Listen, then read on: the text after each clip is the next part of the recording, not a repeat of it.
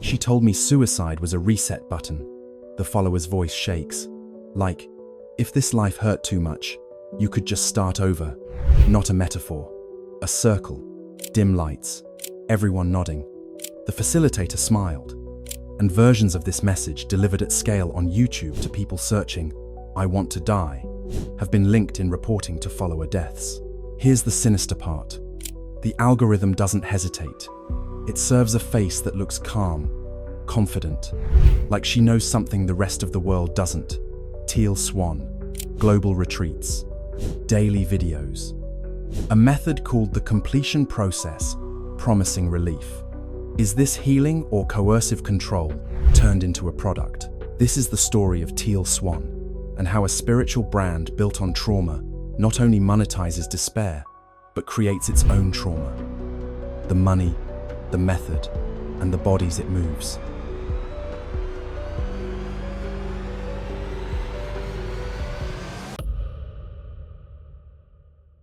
To understand why people listen, start with authority, not degrees. Teal Swan presents a trauma narrative that vaults her past skepticism, extreme childhood abuse, rituals, the worst things a person can imagine. She says those memories were recovered later, after therapy. According to documented reporting, the therapist tied to those recovered memories was Dr. Barbara Snow, a figure linked to the 1980s and 90s satanic panic in Utah, a period now known for suggestive interviewing and false memory contamination. Courts criticized those methods. That history matters. It shows how memory can be steered. And yet, a story like that builds instant credibility with people in pain. If she survived the worst, maybe she can read your pain too. Now, everything changes when that narrative meets the internet. Ask Teal. Short videos. Direct address. You ask, "Why do I want to die?" She answers, with certainty. The production is intimate, almost handheld. You feel seen. This is parasocial attachment, a one-sided relationship that feels like friendship. The more you watch, the more familiar her voice becomes. She starts to feel like someone who knows you. She becomes the voice in your head. Here's the mechanism. Discovery through search. Suggestions lead to playlists. The playlist leads to a live workshop clip. In that clip, she reads an audience member. "I can see inside your body. Your liver is angry." Extraordinary claims, like being part alien or having X-ray perception, aren't just spectacle. They create unchallengeable status. If she's beyond human, criticism becomes low vibration, bounded choice. Either you're aligned with truth or you're in resistance. Meanwhile, the business infrastructure tightens the bond. Teal Eye, books, courses, frequency paintings, said to heal. The store is one click from the video. Trust becomes a cart. You join a forum. The language shifts. Trigger, shadow, integration, completion. Community moderators nudge you toward the method. Support feels free, but it funnels you toward paid intensives. You're scrolling before work. An algorithm surfaces a clip about abandonment. It lands. You comment. A certified practitioner. DMs. "We have a safe space to go deeper." You join. First call is warm. The second introduces the completion process. The third is an invite to a retreat. It feels fast, but gentle. That's the point. It's a glide path. Meet Maya, a composite of stories from reporting. She wants relief. She signs up. Why does this origin story short-circuit skepticism? Because pain looks for kinship, not credentials. The satanic panic context is complicated, but the emotional logic is clean. I know the dark. Follow me. Add daily uploads, and that intimacy compounds. Think about what that did. When life hurt, you didn't just have a teacher. You had access, on demand. Supporters say she's a catalyst. They report relief, bravery to face buried feelings, a sense of purpose. The audience sees tears turn into breakthroughs on stage. It looks like healing. And yet the line between spiritual guidance and therapy blurs when a leader prescribes inner child rescues and trauma retrievals. without clinical guardrails, especially when the memories being found mirror a historical template known for errors. What nobody knew at the time, at least not consciously, was how the claim of supernatural sight would become a shield. If your doubt surfaces, it's proof of your wound. If your family pushes back, they're toxic. The retreats offered embodiment, scenic isolation, long days, controlled schedules. The origin myth met ritual, the brand met environment, and loyalty deepened. The stage was set. The story had a savior, a language, a method, and a marketplace. Now, watch how the method doesn't just attract you, it keeps you. Here's what most people don't realize. The method isn't built to set you free. It's built to bring you back. What if the most dangerous part isn't what she teaches, but what your own brain does when she asks one simple question? Here's the sinister part. Memory feels like a file cabinet. It isn't. It's a story you rebuild every time you recall it. Suggestion changes that story. Authority changes it faster. When the method says, trace the trigger to the earliest memory, you're being nudged to generate origin scenes you may never have held before. Stakes are high. Families get recast as villains. Lifelines get cut. Walk the steps. You close your eyes. Scan your body. Find where the pain lives. Name the feeling. Then the facilitator asks, when was the first time you ever felt this?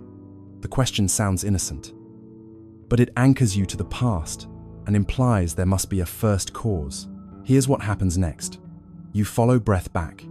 You visualize a room, a smell, a face.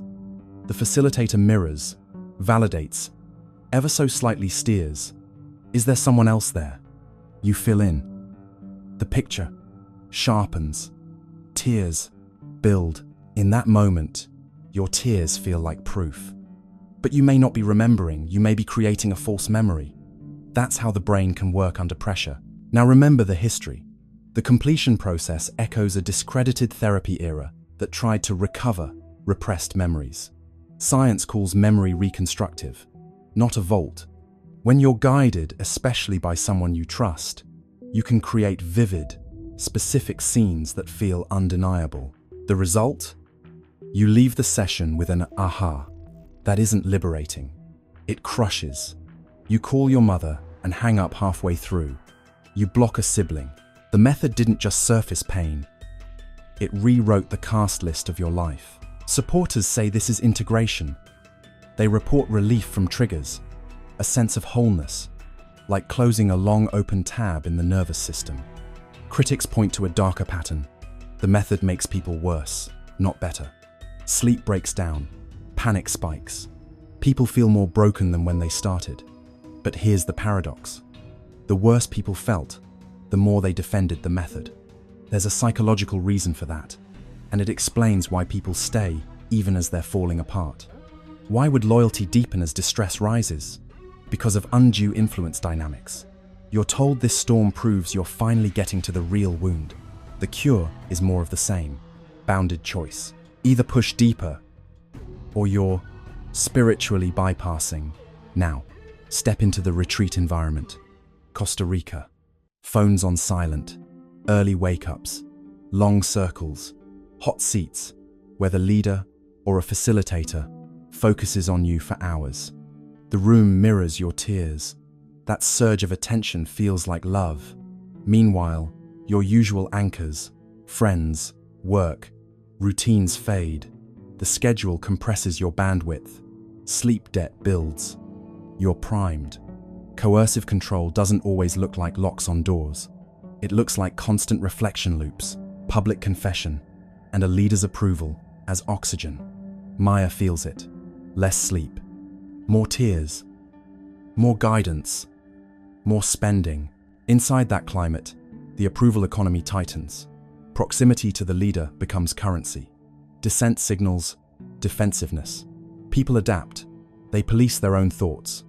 Intermittent reinforcement, intense validation, followed by sudden withdrawal, creates trauma bonding. You chase the next corrective gaze. You'll say anything to be seen as doing the work. Think about what that did. It made vulnerability performative and belief self-sealing. It's 1:40 a.m. You're in a small group. A certified practitioner guides you. Drop deeper. What color is the fear? You say, black. Who first put that black in you? A blurry image arises. A man. Does it feel like family? You nod. The group leans in. Someone gasps. The practitioner whispers, "You're brave." Tears flood. In that moment, the scene feels like a recovered truth. It may be a constructed narrative, born from suggestion, fatigue, and the demand for an origin. After retreats, the network multiplies the risk. Certification turns followers into facilitators. No licenses, no clinical supervision. Peer-to-peer sessions repeat the same prompts. The method scales. So does the liability. And because you've already spent time, money, and made it part of who you are, you defend the tool, even as it hurts you. You can't admit it failed, because that means you failed. Daily videos keep the bond warm between intensives. A phrase from the leader frames your next argument with your partner. A term reframes a friend as toxic. You self-monitor, using her vocabulary. Independent thought starts to feel like betrayal. Meanwhile, critics are filed under low vibration. The doctrine becomes a filter on reality. This was the moment everything changed. Earliest memory wasn't a neutral invitation. It was a loaded path. In that path, suggestion and authority met your need for meaning. The result wasn't just remembrance. It was manufactured memory rendered sacred, insulated by community, and used to justify deeper cuts to your life outside the group. Stakes are simple. When help becomes a product ladder, healing turns into a subscription. Each month, you're offered one more step, one more fix. Relief gets paywalled, and the deeper your pain, the higher the tier. Start at the bottom rung. Free videos, daily uploads create routine. Routine builds trust. Trust lowers your cart friction. Then come paid workshops, accessible price, big room, a taste of proximity. Next, retreats, premium courses, certification, then merch and frequency paintings that promise energetic upgrades. It's a staircase. Each step solves the problem, the last step revealed. That's how you build dependence. Here's the sinister part. Pricing isn't neutral. Urgency windows, countdown timers, limited spots. The signal is scarcity, but the subtext is intimacy. Fewer people, more of the leader's gaze. Price becomes proof. If it costs more, it must deliver more truth. You start to think, if I don't invest, I'm not serious about healing. Money becomes a moral test. This decision would matter. Because once you've spent real cash, sunk cost flips your brain. You need it to work. You justify outcomes you'd question anywhere else. You cut out friends who don't get it because they threaten your purchase. Identity piggybacks on payment. Now you're in. Meanwhile, the community supplies labor. Moderators patrol forums, volunteers, staff events, translators spread the message across languages. None of this shows up as payroll, but it lowers the cost of growth. Your effort turns into their marketing. Network effects kick in. The movement expands without proportional expense. Watch the certification model. The completion process training offers status and purpose. You pay training fees, then renewals. You buy listings in a directory. You're invited to new modules, advanced tracks, private circles. Each layer is an upsell that promises better outcomes for your clients, and by extension, for you. Revenue doesn't just come from followers. It flows from followers who become vendors inside the ecosystem. A flywheel. The more you pay, the more authority you feel entitled to wield, which pulls in new clients who pay you and the platform above you. Maya considers certification.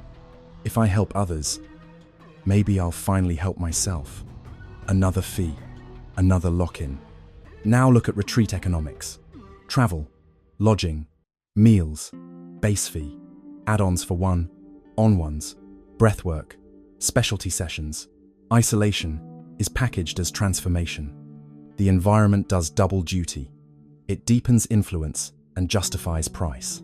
When you're far from home, in curated beauty, surrounded by people who believe, the narrative lands harder. You're more likely to agree to the next tier while you're still saturated with group emotion. One attendee put it simply, "I was in Costa Rica. I was crying. Everyone was crying. The leader said, 'You're ready for the next level.' I didn't hesitate. I charged it." Extraordinary claims double as marketing. Part alien. See inside bodies. In a crowded spiritual marketplace, differentiation is gold. Those claims create a brand moat. They also create persecution narratives. If critics push back, it's proof the work is dangerous to the status quo. That friction tightens in group bonds. People buy to belong to the embattled few who know. Someone lists their belongings online. They sell a car. "Just one last intensive," they say. "If it doesn't fix me, I'll stop." They arrive exhausted. They leave lighter for a week. Then the crash. The solution offered? Another intensive. The ethical line was crossed the moment desperation became a sales opportunity. Maya hears the pitch. "You're ready." She reaches for her card. Think about what that did. The staircase wasn't just revenue. It reorganized your life around the leader's economy. Your calendar shifted. Your language aligned. Your friends sorted into "supports my healing" or "blocks my healing," usually along who would co-sign the expense. Your credit score joined your spiritual path. Supporters will say you can choose your level, that you can consume free content forever. Technically true, but the system is designed to convert. Every insight creates a new itch. Each tier presents as the salve. And because belonging sits at the top of human needs, the most expensive products promise the deepest inclusion. Time with the leader, a badge, a role, not a metaphor, a market. This was the moment everything changed. You weren't just a follower, you were a customer whose suffering set the price. And the more it hurt, the more you'd pay. But the sharpest edge isn't the invoice. It's the doctrine that hovers over the darkest nights, the one about death. Now we hit the sharpest edge. This isn't just about invoices and retreats. It's a doctrine that hovers over the darkest nights, one with a body count. And it starts with a single reframe of what death means. The audience includes people in active crisis. Words can tilt a scale. Documented reporting shows Teal Swan has described suicide as a reset or safety net. This isn't academic debate when viewers search, "I want to die at 2 a.m. and land on confident answers. Here's the sinister part. Validation from a trusted figure doesn't feel like danger. It feels like relief. In one reported case, a late-night exchange framed death as release, a transition, a step on the soul's path. Days later, that follower was gone. The community reframed the loss as spiritual progress. Think about what that did. Language anesthetized the horror. Media scrutiny followed. A BBC investigation aired families' accounts and concerns. Investigative podcasts traced the pattern. Rhetoric that normalizes lethal ideation delivered to a vulnerable audience. Reports linked her teachings to at least 2 follower suicides, as alleged by interviewed families and former insiders. The claim is not that words alone cause death. The claim is that framing death as relief can be the last nudge for someone already on a ledge. Supporters push back. They say she names taboo thoughts, which reduces shame. They say she saves lives by making people feel seen. You'll hear testimonials. "She gave me a reason to keep going." Both can be true at once. Some feel helped, while others face elevated risk. That's the problem with mass messaging to a crisis population without clinical guardrails. Undue influence explains the hazard. When an authority you're attached to talks about death as a viable option, it lowers internal alarms. In clinical settings, suicidal clients are contained by protocols, supervision, and emergency pathways. Here, the authority effect substitutes for safeguards. Followers may bypass licensed care because the group frames outside help as low vibration, asleep, or programmed. Inside the inner circle, the climate intensifies it. Former members describe approval withdrawal as punishment. a constant sense that love can be lost with one wrong sentence. Second-hand emotional terror, one critic called it. In that atmosphere, who admits they're spiraling? Who contradicts the leader's framing of death? Fear of exile, silences, doubt. Groupthink fills the gap with scripted answers. Legal lines stay blurry. If it's spiritual guidance, not therapy, malpractice standards don't attach in the same way. Platforms struggle too. Suicide content policies exist, but enforcement in grey areas is inconsistent. So the algorithm continues to deliver confident monologues about despair to people in despair. The gap between regulation and reality becomes the operating space. A follower has a late-night exchange about not wanting to live. The conversation, by accounts in reporting, treats death as release. Days later, they vanish. The community reframes the loss as transition, a step on the soul's path. Think about what that did. Language anesthetized the horror. Grief was metabolized back into doctrine. Here's the trap. You've already told people this helped you. You've spent money. You've made it part of your identity. If you admit it's harmful, you have to admit you were wrong, so you don't. Instead, you see criticism as proof she's under attack. They don't understand becomes the shield.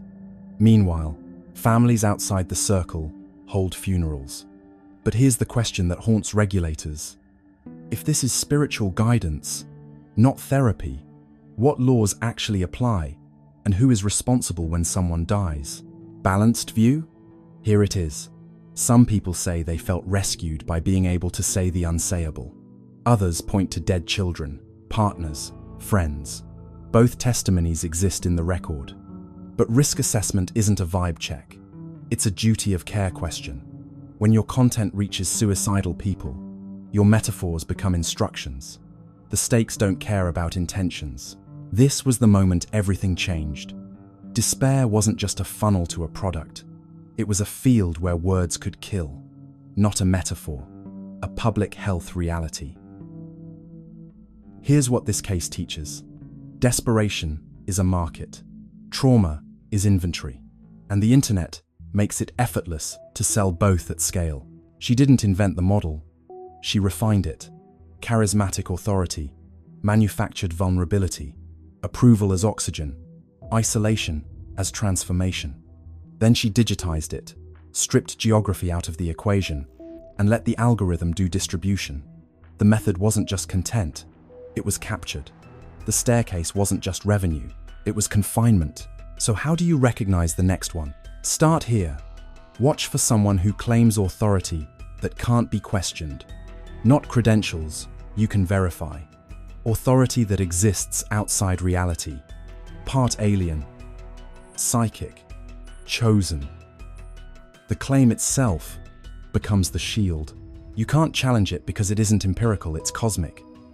That's the point. It removes the possibility of doubt. Then watch the origin story. A personal narrative so extreme, it preempts skepticism. I survived the worst, therefore I know the deepest. The trauma becomes the credential. It bypasses the need for training, licenses, or accountability. The story is so compelling, you stop asking for proof. Notice what happens next. The answers. Simple, immediate, certain answers to complex pain.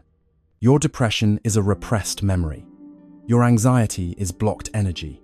Your doubt is resistance. The real world doesn't offer certainty like that.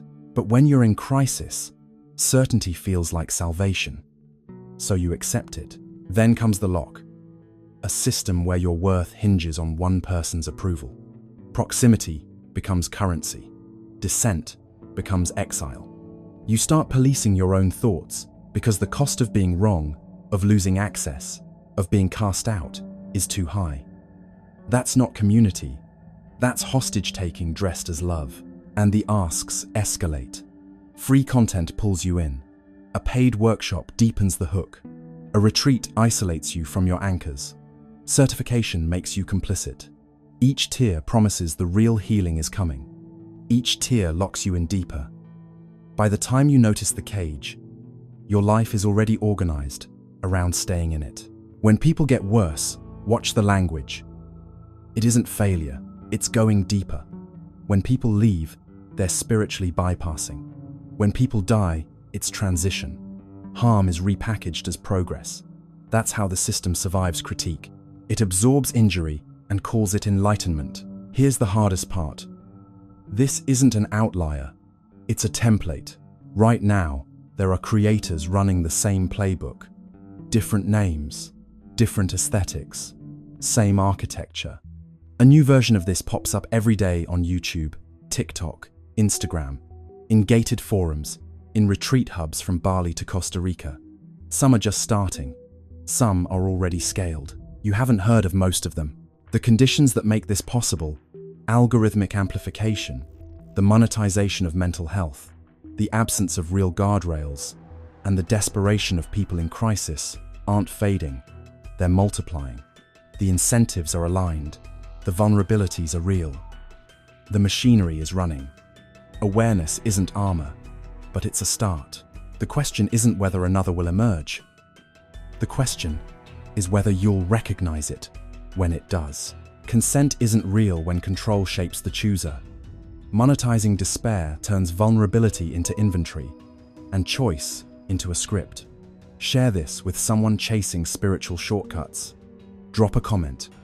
Where did the line get crossed for you? Subscribe for more investigations into coercive control and the business models behind it, because awareness is armor. Watch next. The healer who turned memory into merchandise.